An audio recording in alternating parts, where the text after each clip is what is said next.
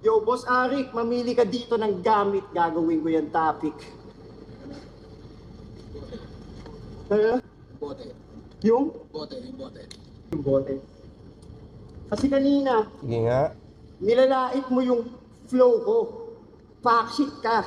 Para kang yung boteng yan, wala ka nang laman tapos plastic pa.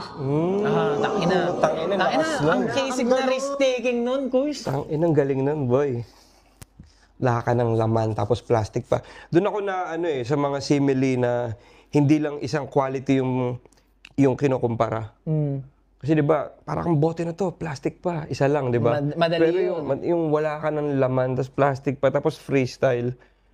Which is, kung kung talagang freestyle yon o premeditated, equally impressive eh. Dahil kung paano niya, para siyang naging, kung yung bote talaga yung niya, kung ready yung rhyme na yun, and kung bote talaga yung gusto niyang i-rhyme, ang ganda kung paano niya subconsciously napasabi si Enigma na yung bote yung sasabihin niya.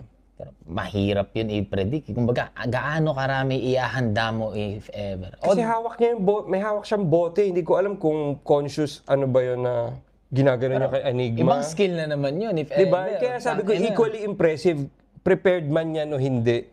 Sa parehong banda, ang galing. Kung paano niya i-pull off yun. Kung paano Sobrang na-pull laking off. risk. Yeah. Ang galing doon. Maganda yun. Pwedeng pang nakaw ng round yun. Tsaka kinakabahan nga ako para sa kanya eh. Na, alam mo yun, mag-setup ka na freestyle, magbanggit ka na Tapos isipin mo kung hindi mag-landing yun, parang... Kaya nga, kasi kanina may mga hindi na siya bumenta na medyo shaky yung structure ng third round niya eh. appreciate ko tong part na to. Parang saving grace to eh, no? Flow ko. Backshit ka. Para kang yung boteng yan, wala ka nang laman tapos plastic pa. Galing. Galan, ganda. Wala kang ganun. Hindi mo mag-technical. Yung opening bars ni Saint Ice, sabi natin, di ba, medyo, hindi ko makarelate. Pero after niya nung freestyle, Tuloy-tuloy na niya, definitely kay Saint Ice yung third round din. Oo, totoo. Kasi ayoko ng round ni Jonas dito. Sa third. Yung high moment, Replay yun. siya yung may pinakamataas na replay value na line dito. Kung paano niya in-execute, napaka-genuine, pre-med man yun o hindi, napakagaling nun.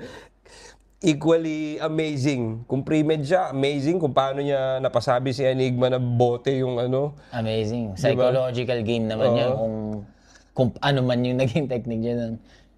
Grabe yun. Or baka magaling lang siya mag-freestyle. Buta, yun lang talaga. Pwede rin. Pero iba kasing